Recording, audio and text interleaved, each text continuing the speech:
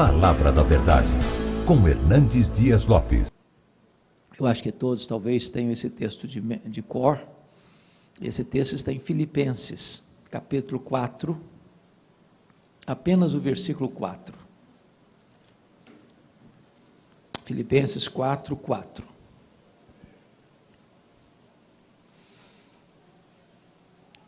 E o apóstolo Paulo, que estava preso em Roma, na sua primeira prisão, sendo acusado pelos seus próprios irmãos, os judeus, mesmo naquela circunstância carrancuda e cinzenta, escreve para aquela igreja em Filipos, dizendo assim: alegrai-vos sempre no Senhor.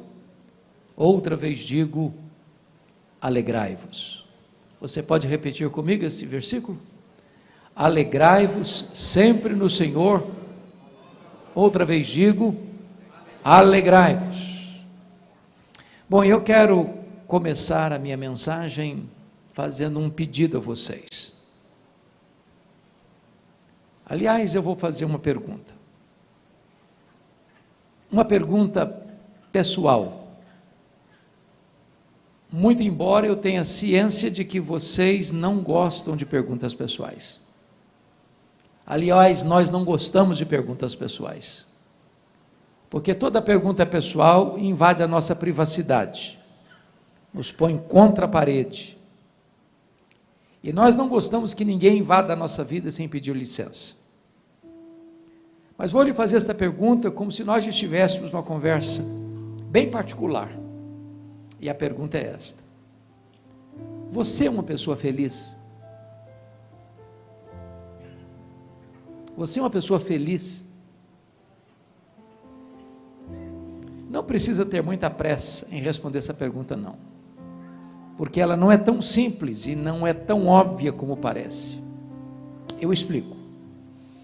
Em 1991, nós fomos visitar a missão Quacisabanto na África do Sul, onde aconteceu um grande avivamento nos idos de 1966. E uma mulher que nos acompanhava na caravana perguntou à esposa de um missionário daquela missão: você é submissa ao seu marido? A mulher deu uma resposta inteligentíssima. Ela respondeu assim: eu posso lhe garantir que o meu marido me ama, mas se eu sou submissa a ele ou não, esta pergunta não tem que ser feita a mim, tem que ser feita a ele. E eu gostei da resposta. Então vou mudar minha pergunta. Seu marido pode garantir que você é uma mulher feliz? Sua mulher pode garantir que você é um homem feliz? Lá em Provérbios 31, diz que os filhos da mulher virtuosa se levantavam e diziam assim: mamãe, uma mulher feliz, ditosa.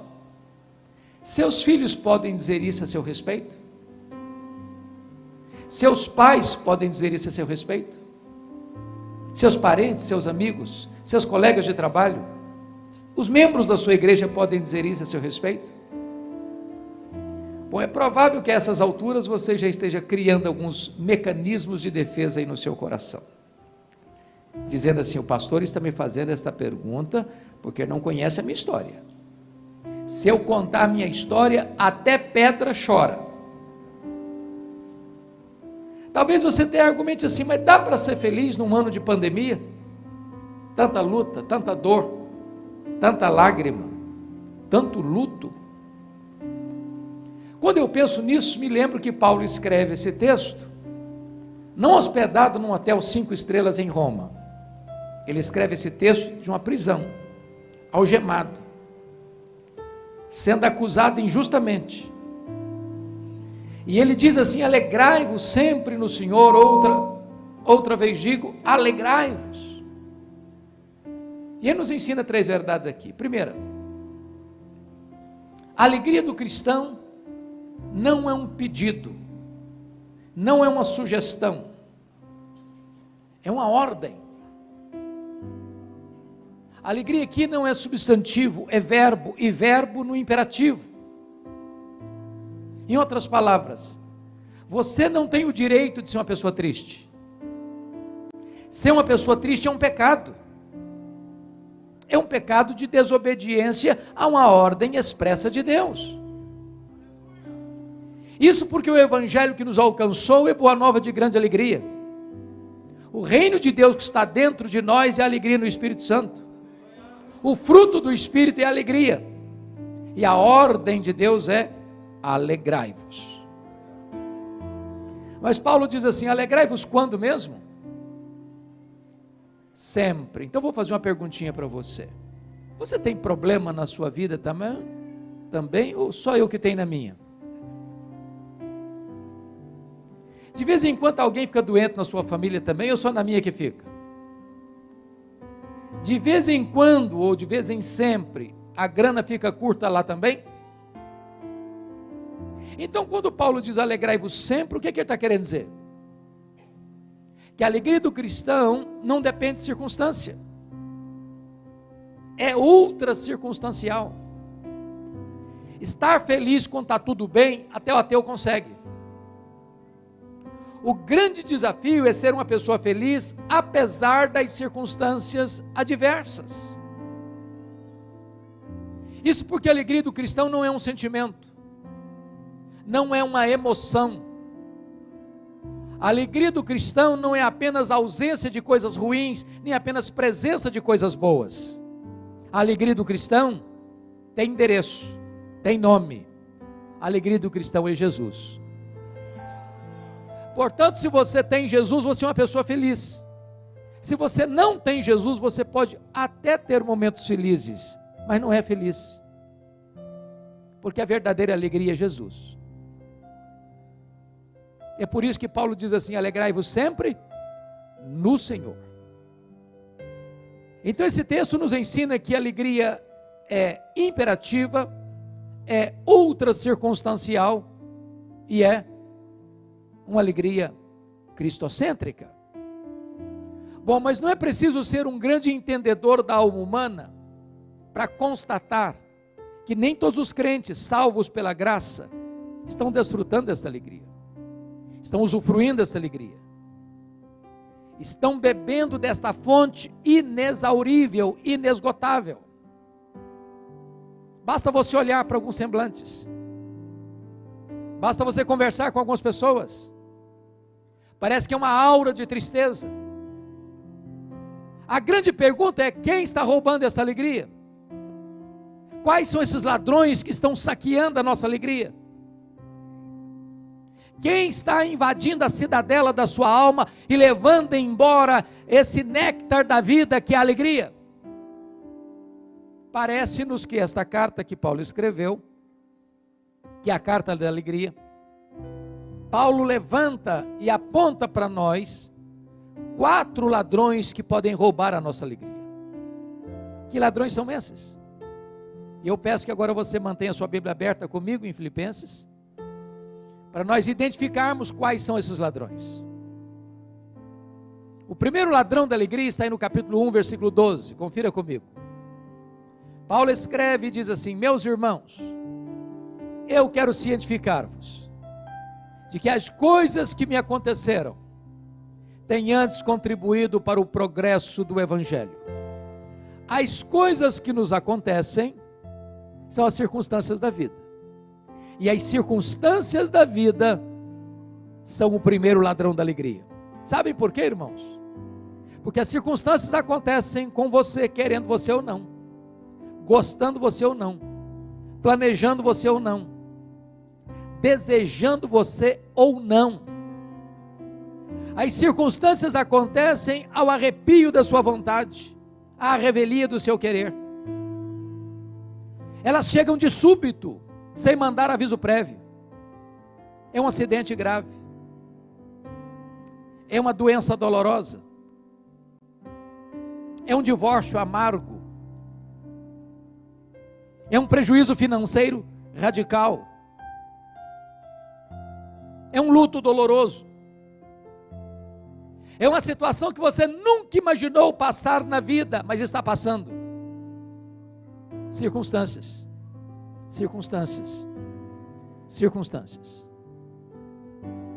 Pense comigo, você indo ao médico para um exame de rotina, para descobrir que está com uma doença grave, talvez até incurável, na perspectiva da medicina. Pense comigo aquele pai que cria uma filha com todo o desvelo, e leva essa menina ao altar, no dia do casamento, para em seguida descobrir que ela se casa com um homem rude, cruel, que vai massacrar suas emoções, que vai transformar a vida da sua filha num pesadelo. Imagine você criando um filho com todo amor, daqui a pouquinho começa a se envolver com amizades perigosas, daqui a pouquinho começa, por curiosidade ou qualquer outro motivo ou razão, experimentar a primeira cheirada, a primeira carreira de cocaína, daqui a pouquinho está usando droga, daqui a pouquinho vai transtornar a vida da família.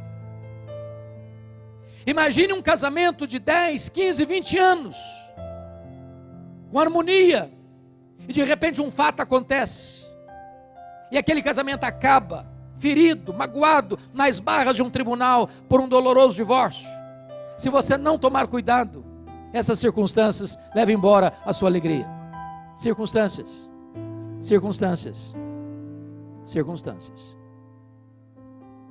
Quando Paulo escreve dizendo assim: meus irmãos, eu quero que vocês saibam que as coisas que me aconteceram têm antes contribuído para o progresso do Evangelho, eu preciso perguntar para Paulo: do que você está falando?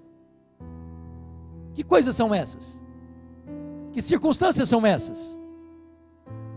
E ele poderia fazer um resumo para nós assim: eu fui perseguido em Damasco, eu fui rejeitado em Jerusalém, eu fui esquecido em Tarso, eu fui apedrejado em Listra, eu fui açoitado em Filipos, eu fui escorraçado de Tessalônica, eu fui enxotado de Bereia, eu fui chamado de tagarela em Atenas, eu fui chamado de impostor em Corinto, eu enfrentei feras em Éfeso, eu fui preso em Jerusalém, eu fui acusado em Cesareia, eu enfrentei um naufrágio para Roma, eu fui picado por uma cobra em Malta, eu cheguei em Roma preso e algemado. Mas eu quero que vocês saibam que essas circunstâncias contribuíram para o progresso do Evangelho.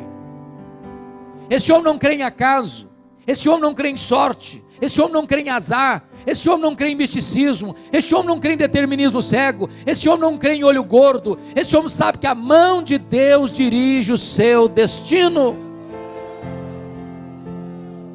Olha para as circunstâncias da sua vida na perspectiva da soberania de Deus, para que as circunstâncias não levem embora a sua alegria. Porque Paulo estava preso em Roma, diz ele no capítulo 1, 3 coisas aconteceram. Primeiro, a igreja foi mais encorajada. Quando viram Paulo preso, trabalhando mais do que eles na cadeia, do que eles lá fora, livres, eles se mexeram, começaram a trabalhar, foram estimulados. Dr. Ray Stedman, de saudosa memória, disse que há um método quase que infalível de crescimento de igreja. Eu pessoalmente não gosto desse método, mas ele diz assim: você quer ver a igreja crescer? Bote os pastores na cadeia e a igreja crescerá. Porque Paulo estava preso, diz ele, toda a guarda pretoriana tomou conhecimento das suas cadeias em Cristo. A pergunta é: o que era a guarda pretoriana? A guarda pretoriana era a guarda de elite do imperador romano.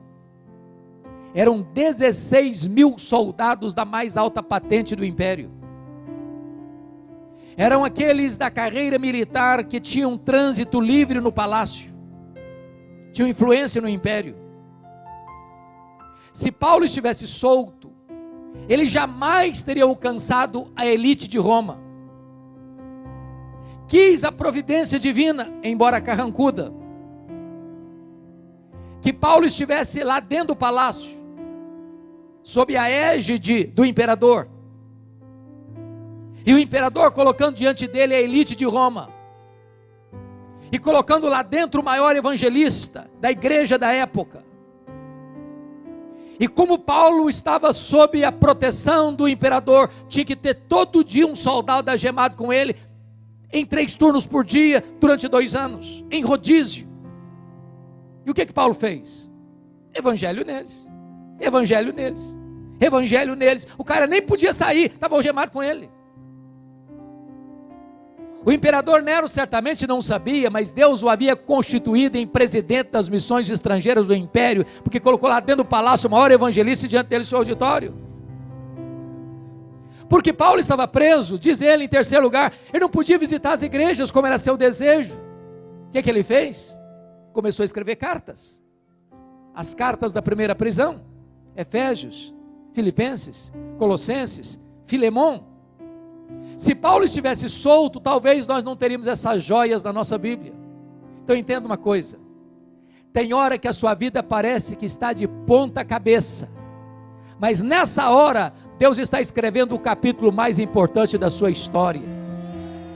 Você pode ter perdido o controle, Deus não. O plano de Deus não pode ser frustrado, e o plano de Deus é melhor que o nosso. E você e eu podemos afirmar com toda eloquência: sabemos que todas as coisas cooperam para o bem daqueles que amam a Deus, daqueles que são chamados segundo o seu propósito. Olhe para as circunstâncias da vida na perspectiva da soberania e da providência de Deus, para que as circunstâncias não roubem a sua alegria. Calma, calma, vai dar certo. Vai dar certo, o final já está escrito. E a vitória de Cristo e da sua igreja. O segundo ladrão da alegria está aí no capítulo 2, versos 3 a 5, confiram comigo.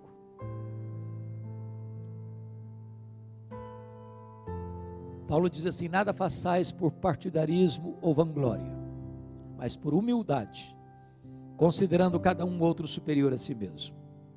Não tem visto o que é propriamente seu, senão também cada qual que é dos outros.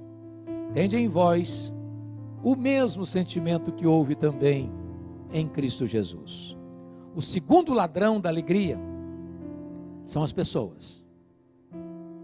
E eu preciso admitir que nós sofremos mais por causa de gente do que por causa de coisas. As pessoas nos fazem chorar mais do que as circunstâncias. Sabem por quê? Porque as pessoas nos decepcionam. E nós decepcionamos as pessoas. Nós não viemos de uma família perfeita. Nós não nos casamos com uma pessoa perfeita. Nós não temos filhos perfeitos. Nós não temos uma família perfeita. Nós não frequentamos uma igreja perfeita. Logo nós vamos ter queixas uns dos outros. Daí é impossível você ter saúde emocional sem perdão. O perdão é uma necessidade vital para você ter saúde emocional. Se você não perdoa, você não pode orar. Se você não perdoa, você não pode adorar a Deus. Se você não perdoa, você não pode ser perdoado.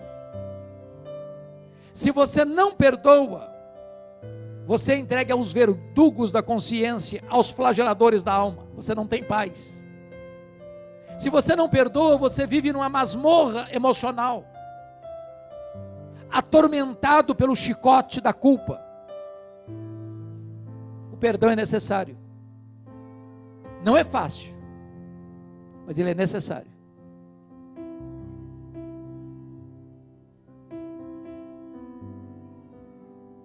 Talvez, de todas as dores que eu já passei na vida, e já passei por muitas, a dor mais avassaladora que atingiu minha vida aconteceu no dia 2 de agosto de 1982.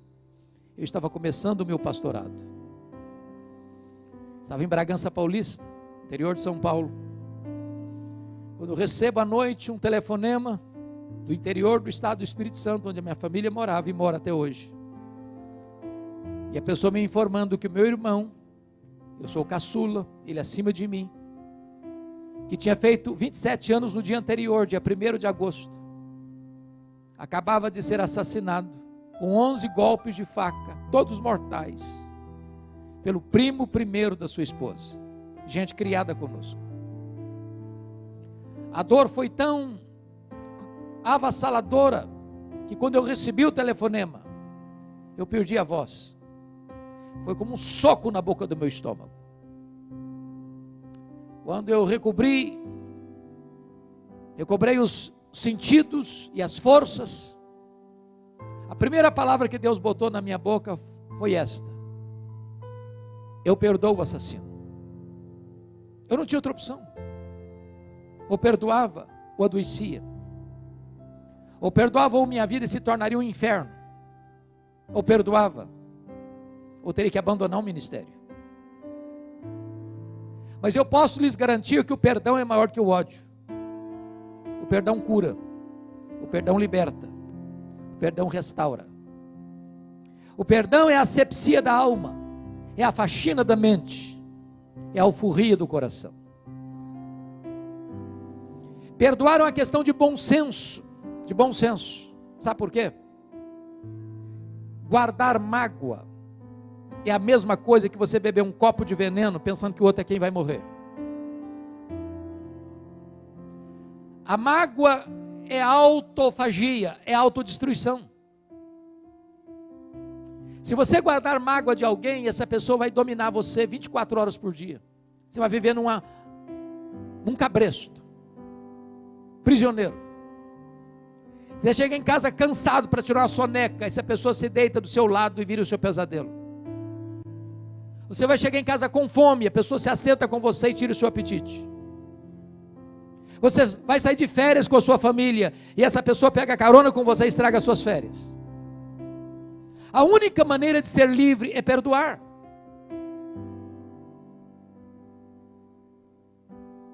Mas talvez você argumente: pastor, o senhor está falando desse negócio de perdoar porque o senhor não conhece a minha história.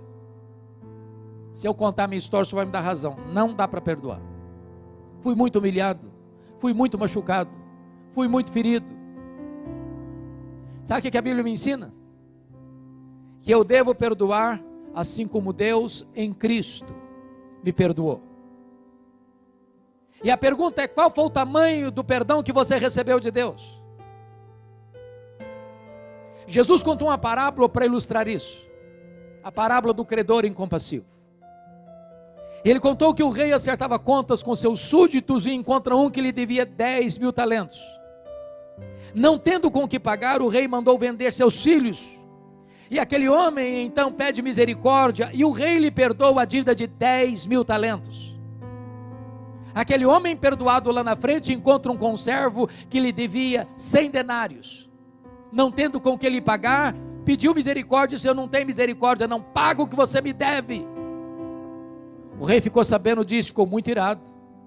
Mandou chamá-lo e disse: servo malvado, eu te perdoei 10.000 talentos e não pudeste perdoar o teu conservo 100 denários?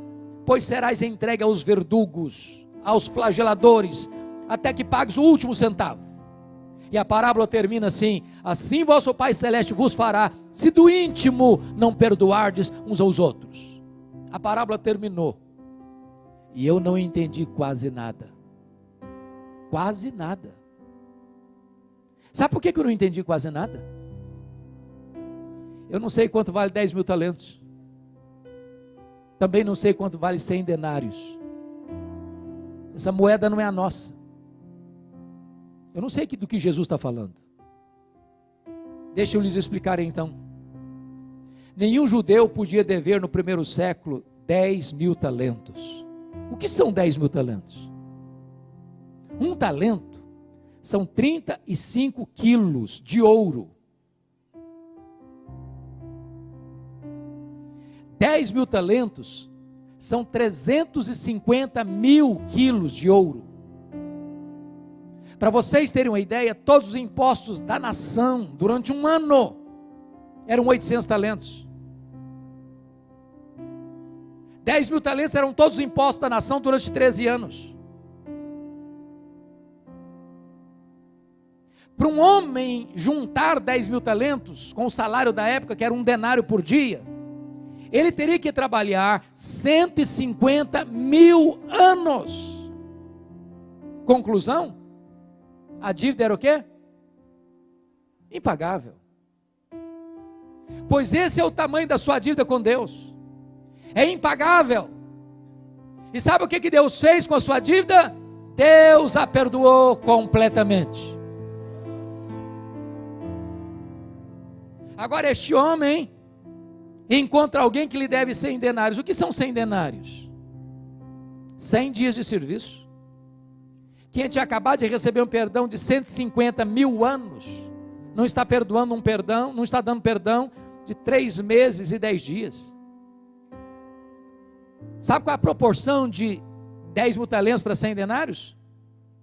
10 mil talentos são 600 mil vezes mais do que 100 denários. Então, qual é o moral da história, da parábola? Você e eu nunca podemos dizer para a pessoa: eu não perdoo você. Não perdoo. Você me machucou muito, você me humilhou muito, eu não perdoo. A Bíblia diz que você deve perdoar assim como Deus em Cristo perdoou você. Sabe o que a Bíblia diz mais? Deus perdoa os nossos pecados e deles não mais se lembra. Talvez você argumente assim: bom pastor, é aqui que eu me encrenco, porque perdoar até que eu perdoo, mas esquecer eu não consigo. Deixa eu fazer uma perguntinha: você não consegue mesmo esquecer? Não consegue? Bom, se você não consegue esquecer, eu tenho uma boa notícia para lhe dar. Isso significa que você não tem amnésia. Porque quando a Bíblia diz que Deus perdoa e esquece, a Bíblia não está dizendo que Deus tem amnésia. Deus não tem amnésia. Deus não tem perda de memória. Então o que a Bíblia quer dizer que Deus perdoa e esquece? A Bíblia quer dizer que Deus nunca mais joga no seu rosto um pecado que Ele já perdoou você. Deus nunca mais cobra de você uma dívida que Ele já perdoou você. Então perdoar é lembrar sem sentir dor. Se você me pergunta se eu me lembro da morte do meu irmão, me lembro de vez em quando.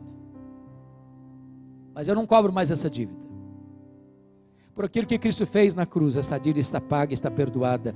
Eu não cobro mais. Perdoar é lembrar sem sentir dor.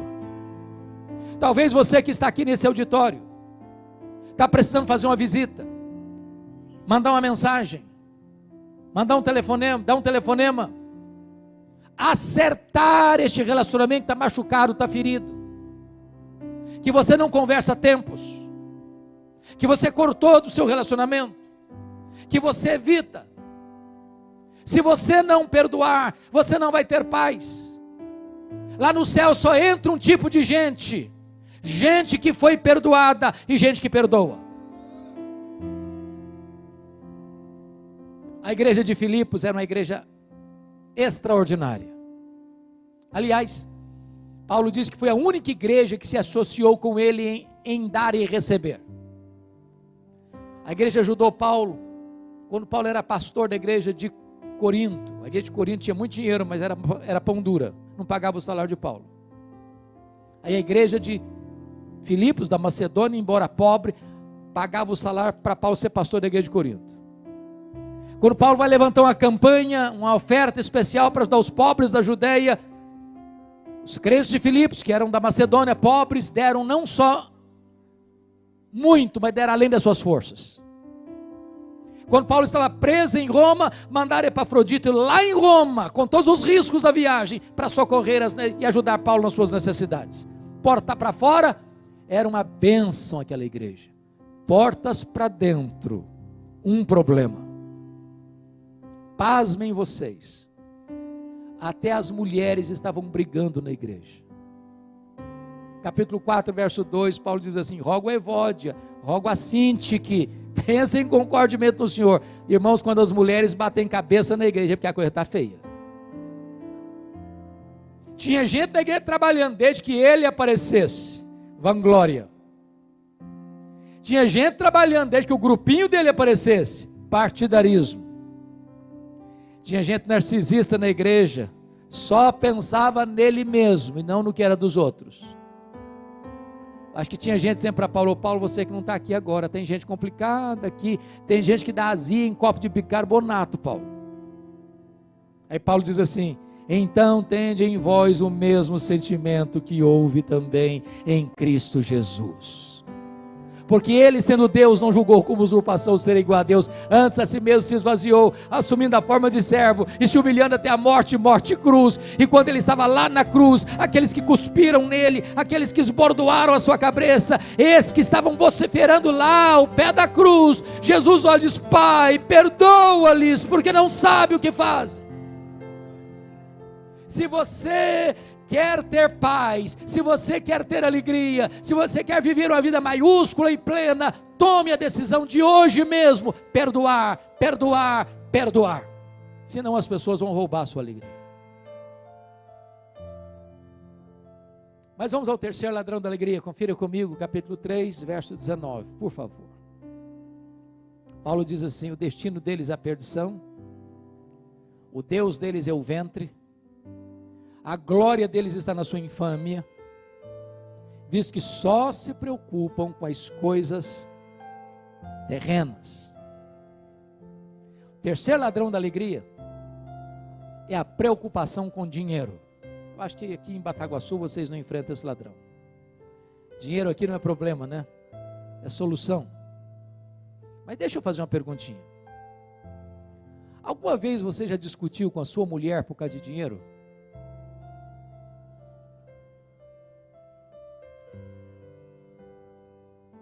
Alguma vez você já discutiu com seu marido por causa de dinheiro? Bom, se vocês falarem para mim que nunca, eu vou duvidar da honestidade de vocês. Sabe por quê? As pessoas brigam por causa de dinheiro. Brigam porque tem dinheiro. Brigam porque não tem dinheiro. Brigam porque tem muito dinheiro. Brigam porque tem pouco dinheiro. Brigam porque não tem dinheiro nenhum. O dinheiro é o maior pomo de discussão dentro das famílias hoje. O dinheiro é mais do que uma moeda. O dinheiro é uma entidade, é um espírito, é mamon. É o ídolo mais adorado da nossa geração. Por causa de dinheiro as pessoas casam, as pessoas descasam. Por causa de dinheiro as pessoas mentem, as pessoas corrompem, as pessoas são corrompidas. As pessoas morrem, as pessoas matam. As pessoas vendem algo para o diabo por causa de dinheiro. Sabe por quê? Porque tem muita gente que só se preocupa com as coisas terrenas. Elas levantam de madrugada, elas vão dormir tarde, elas comem penosamente o pão que granjeiam, elas não têm tempo para Deus, elas não têm tempo para a família, elas não têm tempo para a igreja, elas não têm tempo para pensar na alma delas, elas não têm tempo para Deus, porque elas só se preocupam com as coisas terrenas. Dr. Toncini, no seu livro O Lado Oculto da Globalização, diz que nós vivemos hoje o fenômeno da globalização. Isso é um fato, não é verdade? Somos uma aldeia global. Dá um problema lá na Bolsa de Valores de Nova York, de Singapura, de Tóquio. Você sente o tremor hoje, agora, no seu bolso. Somos uma aldeia global. Vou ilustrar isso. Todos vocês se lembram que em 2008, o mercado imobiliário americano enfrentou um problema. A bolha estourou, a crise chegou, mas não afetou só a América, não, afetou o mundo. Eu sou do estado do Espírito Santo. Eu acho que, se não todos vocês, a maioria de vocês sabe disso. O Espírito Santo hoje, se não o maior, é o maior produtor de rochas ornamentais do planeta. É o maior produtor de granito hoje do mundo. Muitos donos de pedreiras no meu estado quebraram. em 2008. Porque o mercado imobiliário americano fragilizou-se. Porque somos uma aldeia global.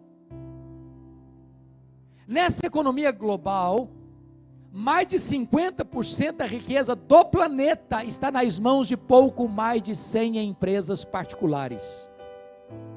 Por exemplo, a Toyota é mais rica do que a África do Sul. A GM é mais rica do que a Noruega. O Walmart é mais rico do que mais de dezenas de nações do mundo. E o grande problema é que essas empresas, para girarem, elas querem mais do seu tempo e mais do seu dinheiro. Não importa se a sua vida vai se arrebentar, não importa se a sua família vai se arrebentar, você tem que fazer essa máquina girar. E para essa máquina girar, você tem que consumir mais. Só um detalhe. Na década de 50, muitos já tinham nascido aqui. Nós consumíamos 5 vezes menos do que consumimos hoje. E não éramos menos felizes por isso. Eu não sirvo de referência, porque eu fui criado na roça. Talvez alguns também aqui são. Me lembro que eu só tive um brinquedo comprado em loja. Um carrinho de plástico. E eu posso lhes garantir que eu nunca entrei em crise emocional por isso. Hoje uma criança nasce, via de regra, ela já tem mais brinquedo que consegue brincar na vida inteira. Você dá um brinquedo para uma criança hoje, ela brinca longas 2 horas, encosta no canto, é sucata e quer outro. E se você não der, ela entra em crise emocional, tem que levar para o psicólogo. Na década de 70, mais de 70% das famílias dependiam de uma renda, apenas uma renda para se manter. Hoje, mais de 70% das famílias dependem de 2 rendas para manter o mesmo padrão. Em outras palavras, o luxo do ontem tornou-se necessidade do hoje. Eu tenho um amigo que tem 3 mulheres. É claro que eu estou me referindo à esposa e 2 filhas. Não pensem mal do meu amigo, por favor. Num dia de casamento, elas disseram assim para ele: temos que comprar sapatos novos. Bom, ninguém duvida disso, duvida? Casamento é tudo novo. Mas antes de ir para a loja, ele disse assim: vamos dar uma olhadinha no que nós já temos? Abriu um mega de um armário e contou 151 pares de sapatos. Queriam mais. Como é que você chama isso? Consumismo. Então vou lhe dar uma definição de consumismo. Consumismo é quando você compra o que você não precisa, às vezes com dinheiro que você não tem, para impressionar as pessoas que você não conhece. O grande problema é que algumas pessoas só se preocupam com as coisas terrenas. O Dr. John Rockefeller foi o primeiro bilionário do mundo. Um dia ele disse assim: o homem mais pobre que eu conheço é o homem que só tem dinheiro. Talvez as pessoas mais felizes do mundo, irmãos, são aquelas que chegam em casa cheirando graxa, ou cheio de terra, e comem um bom prato de arroz com feijão e dormem a noite toda bem dormida. Quando o John Rockefeller morreu, o primeiro bilionário do mundo, um contador foi ao cemitério para fazer uma pergunta. Muito curioso, chega no contador, encosta nele e disse: aí, me conta, quanto é que o doutor John Rockefeller deixou? O contador, muito surpreso com a pergunta, diz: você não sabe? Me conta. Rapaz, ele deixou tudo, ele não levou nem um centavo. Não tem gaveta em caixão, não tem caminhão de mudança em enterro. A Bíblia diz que você não trouxe nada para este mundo e você não vai levar nada deste mundo. Portanto, tendo que comer, o que beber e o que vestir, com isso estejamos contentes, porque o amor do dinheiro é a raiz de todos os males, mas a piedade com contentamento é grande fonte de lucro. Sabe o que a Bíblia diz? Se você amar o dinheiro, se você botar o coração no dinheiro, você nunca vai ser feliz. Sabe por quê? Porque quem ama o dinheiro dele nunca se satisfaz. Leia as crônicas da corrupção no Brasil, destampadas nos últimos anos. aqueles que saquearam o erário público, aqueles que roubaram dinheiro que devia ir para respirador, para remédio, para cirurgia, para hospital, para fazer estrada, para educação, que mataram gente nas filas dos hospitais. Essas pessoas não roubaram para comer, já eram riquíssimas, mas elas querem mais, mais, mais e mais, porque o Deus delas é o dinheiro. Irmãos, a riqueza não é um problema, não. A riqueza é uma bênção. O dinheiro é uma bênção. É uma bênção. A riqueza vem de Deus. Glórias, riquezas e glórias vêm de ti. É Deus quem fortalece as nossas mãos para adquirirmos riquezas. O problema não é a riqueza. O problema é a riqueza sem Deus. O problema não é ter dinheiro. O problema é o dinheiro nos ter. O problema não é possuir dinheiro. O problema é ser possuído pelo dinheiro. O problema não é ter dinheiro como servo. O problema é ter dinheiro como patrão. É por isso que Jesus Cristo disse assim: ajunte para você tesouros lá em cima, onde nem a ferrugem, nem a traça, nem os ladrões podem tomar de você. Se você amar o dinheiro, se você botar o coração no dinheiro, você nunca vai ser feliz, porque você nunca vai ser satisfeito. Eu preciso lhe dizer isso: o dinheiro não traz felicidade nem segurança. Só Jesus pode satisfazer o seu coração, só Jesus pode dar sentido à sua vida, só Jesus pode preencher o vazio da sua alma, só Jesus pode dar significado à sua existência. Mas fechando, terminando, vamos para o último ladrão, quarto ladrão, capítulo 4, versos 6 e 7, confiram comigo.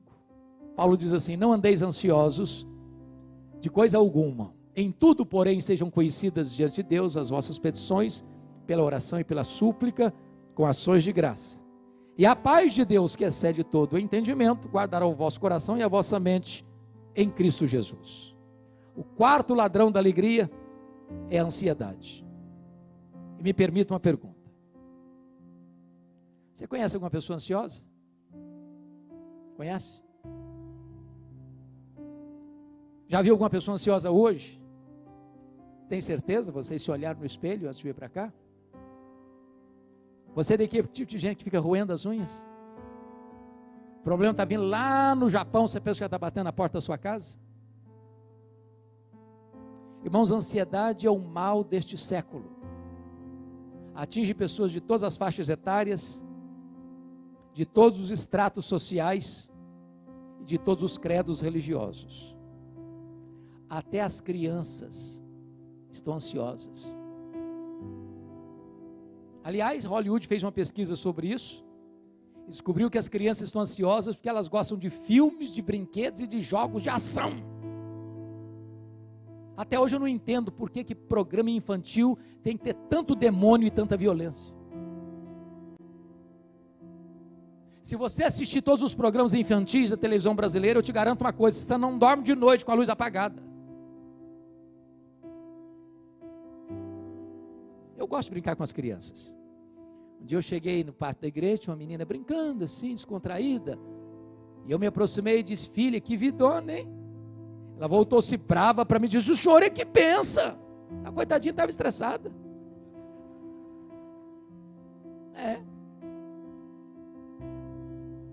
Os jovens estão estressados, os casados estão estressados, os aposentados estão estressados, gente pobre estressada, gente rica estressada, é um estresse só. Agora, sabe o que significa a palavra ansiedade na língua grega? Significa estrangulamento, apertar o pescoço, tirar o oxigênio. E Jesus foi claro: a ansiedade é inútil. Isso porque, por mais ansioso que você esteja, você não pode acrescentar 45 centímetros, um côvado, ao curso da sua vida. Você não melhora o seu performance para resolver os problemas da manhã ficando ansioso hoje. Por isso a ansiedade é mais do que inútil, ela é prejudicial. Sabe por que é prejudicial? 70% dos assuntos que nos deixam ansiosos nunca vão acontecer. A gente sofre desnecessariamente, antecipa o problema e sofre como se eu estivesse acontecendo. Me permito ilustrar isso. Eu fui seminarista em Campinas, nos idos de 78, 81. Um dia eu levantei de madrugada para beber água, o bebedor ficava no corredor, e eu de ponta dos pés para não acordar ninguém. De repente eu estou passando e vejo a porta do quarto de um colega aberta. Quando eu olho, ele está chorando, mas chorando convulsivamente. E eu entrei apressadamente e disse: o que aconteceu? Morreu alguém na sua família? E ele soluçando, diz: eu estou com medo da minha mãe morrer. Eu falei: qual o problema dela? Em que hospital que ela está? Ele disse: não, ela não está doente não, eu só estou com medo dela morrer um dia. Eu falei: rapaz, mas deixa a sua mãe viver. Tem 40 anos isso, a mulher está viva até hoje. Pior que isso, foi uma mãe que chegou no meu gabinete, com a criança de 3 anos no colo, chorando, não a criança, a mãe. Disse: mãe, qual o problema? O que houve? Eu estou com medo da minha filha não casar. Falei: mas nem cresceu ainda, minha filha, deixa a menina crescer primeiro. Ansiedade. Jesus foi além e diz assim: ansiedade é incredulidade. Os gentios que não conhecem a Deus é que se preocupam com todas essas coisas: que comeremos, que beberemos, com que nos vestiremos. Vós, porém, deveis buscar em primeiro lugar o reino de Deus e a sua justiça, e as demais coisas vos serão acrescentadas.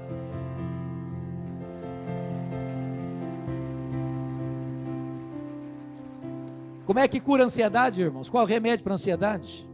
Bom, Paulo vai dar a receita para nós. Você quer resolver esse problema na sua vida? Paulo diz assim: não andeis ansiosos de alguma coisa? Não andeis ansiosos de coisa alguma. E o que é coisa alguma? É coisa alguma, pronto, não precisa explicar não, não precisa botar a legenda não. Então ele diz: em tudo sejam conhecidos diante de Deus as vossas petições, pela oração, pela súplica, com ações de graças. Vamos entender isso aqui. A palavra orações aqui no grego é a mesma para adoração. Então Paulo está falando de 3 coisas. Você resolve a ansiedade quando você adora a Deus, quando você pede ou suplica, que são as duas coisas a mesma coisa, pedir e suplicar a mesma coisa, e quando você dá graças a Deus. Então você resolve a ansiedade quando você adora a Deus, quando você pede a Deus, e quando você dá graças a Deus. Agora vamos entender de novo. Você sabe qual é a diferença entre adorar a Deus e dar graças a Deus? Você adora a Deus por quem Deus é, e você dá graças a Deus pelo que Deus faz. Então preste atenção que agora eu vou fazer uma oração de adoração, para curar a ansiedade. Eu chego para Deus e digo: meu Deus, eu quero te adorar, porque Tu és o Deus da minha vida, Tu és o meu Criador, Tu és o meu protetor, Tu és o meu provedor, Tu és o meu redentor, Tu és o meu consolador. Eu quero te adorar porque Tu és o único Deus vivo e verdadeiro, Tu és o Deus imenso, Tu és o Deus infinito, Tu és o Deus eterno, Tu és o Deus imutável, Tu és o Deus autoexistente, Tu és o Deus onipotente, Tu és o Deus onisciente, Tu és o Deus onipresente, Tu és o Deus transcendente, Tu és o Deus soberano. Eu quero te adorar porque Tu és bom, porque Tu és verdadeiro, porque Tu és fiel, porque Tu és misericordioso. Eu quero te adorar porque Tu és a minha alegria, porque Tu és a minha paz, porque Tu és a minha justiça, porque Tu és o meu pastor, porque Tu és a minha herança. Eu quero te adorar porque Tu és o meu refúgio e fortaleza na tribulação. Eu quero te adorar porque Tu és a razão da minha vida, em nome de Jesus, amém. Aí eu termino essa oração e digo assim para Deus: oh Deus, mas eu estou tão ansioso, Senhor. Não combina mais, não combina. Ou você retira a oração, ou você retira a ansiedade. Sabe qual é o grande problema da igreja hoje? Dizia o Dr. A.W. Tozer, o maior problema da igreja hoje é que ela passa a maior parte do tempo olhando para o seu próprio umbigo, tomando o seu próprio pulso. A maior necessidade da igreja é aquilo que nós cantamos aqui hoje, é conhecer quão grande é o nosso Deus, quão grande é o nosso Deus, quão magnífico Ele é, quão poderoso Ele é, quão majestoso Ele é, quão digno de adoração Ele é. Quem é o seu Deus? Quão grande é o seu Deus? Quão poderoso é o seu Deus? Quão digno de confiança é o seu Deus? O seu Deus é aquele que mede as águas na concha da sua mão. O seu Deus é aquele que mede o pó da montanha em balança de precisão. O seu Deus é aquele que mede os céus a palmos. O seu Deus é aquele que espalha as estrelas no firmamento. O seu Deus é aquele que olha para as nações da terra e considera todas elas como um pingo que cai num balde, como um pó numa balança de precisão, como um vácuo, como nada, como menos do que nada. Este é o seu Deus, o todo-poderoso Deus, o Rei dos reis, o Senhor dos senhores, aquele que está no trono, aquele que dirige as nações, aquele que governa a igreja, aquele que depõe reis e levanta reis, aquele que abaixa reinos e levanta reinos. Este é o seu Deus. Adore-o, adore-o. Você vence a ansiedade, diz Paulo, quando você pede a Deus, porque Ele é seu Pai. Ele é seu Pai, Ele ama você, Ele cuida de você, Ele tem prazer que você chega para Ele e diz: papai, eu estou passando isso, eu estou passando aquilo, eu estou doendo, eu estou sofrendo, eu estou chorando, Senhor. Preste atenção nisso. Eu estou escrevendo agora o comentário de Salmos. Pastor Zacarinho, eu estou encantado com Salmos, eu estou vendo coisa que eu nunca tinha visto. A maioria dos salmos, irmãos, não é de louvor, é de lamento. Deus sabe o que você está passando, Deus conhece a sua dor, Ele conhece a sua lágrima, Ele conhece as suas noites sem dormir. Você pode dizer para Ele: meu Deus, está doendo, Senhor, até quando, Senhor, até quando, Senhor? Ele é seu Pai, Ele vê a sua dor, Ele vê a sua lágrima, Ele vê os seus gemidos, Ele sabe as suas lutas. Então peça para Ele, nada tens, porque nada pedis, buscai e achareis, batei e abrir-se-vos-á. Você quer vencer a ansiedade? Paulo responde assim: então comece a dar graças a Deus. Comece a dar graças a Deus. Irmãos, tem muito crente murmurando, tem muito crente reclamando da vida. Nessa pandemia, então, tem muita gente amarga. Então deixa eu dizer uma coisa a você, amado. Comece a dar graças a Deus. Num ano de pandemia você está vivo, é um milagre.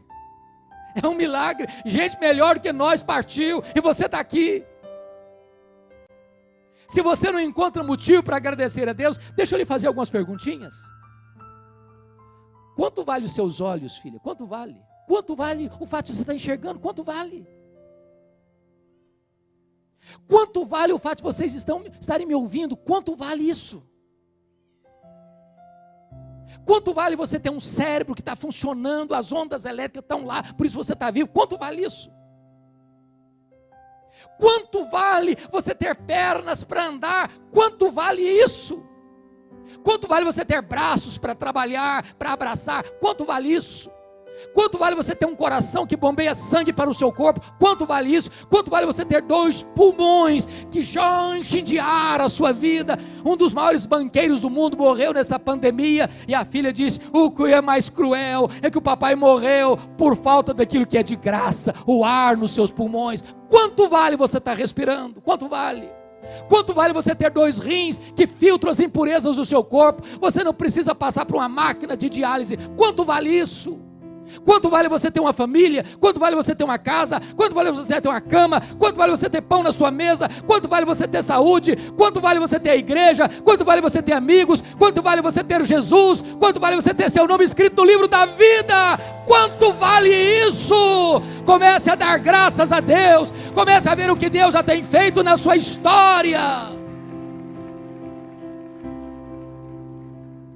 É por isso que Paulo podia dizer de dentro de uma cadeia: alegrai-vos sempre no Senhor. Outra vez digo, alegrai-vos. Pastor Zacarinho, quando eu era criança, eu entrei numa igreja e o pregador disse assim: o projeto de Deus na sua vida é fazer você santo e não fazer você feliz. Eu tomei um susto. A primeira frase eu entendi perfeitamente: ser de santos? Porque eu sou santo. A segunda frase eu não entendi. Eu fui pesquisar e percebi que essa frase não é verdadeira. Não é verdadeira. Talvez quem entendeu melhor isso foram os nossos irmãos da Inglaterra do século 17. Quando eles fizeram uma pergunta: qual é o fim principal do homem? E eles responderam assim: o fim principal do homem é glorificar a Deus e gozá-lo para sempre. Eu tenho que concordar com o pastor batista americano, Dr. John Piper, quando ele disse que o problema do homem não é a busca da felicidade, não é a busca do prazer. Não, não, não. O problema do homem é contentar-se com a felicidade pequena demais, terrena demais, limitada demais, quando Deus nos criou e nos salvou para a maior de todas as felicidades, de amá-lo, de fruí-lo, de glorificá-lo, de estar na presença dEle, porque é na presença dEle que tem plenitude, alegria e delícias perpetuamente. Então eu quero lhe dizer nesta noite, que Deus quer que você seja muito feliz, abundantemente feliz, superlativamente feliz, eternamente feliz. Alegrai-vos sempre no Senhor. Outra vez digo, alegrai-vos.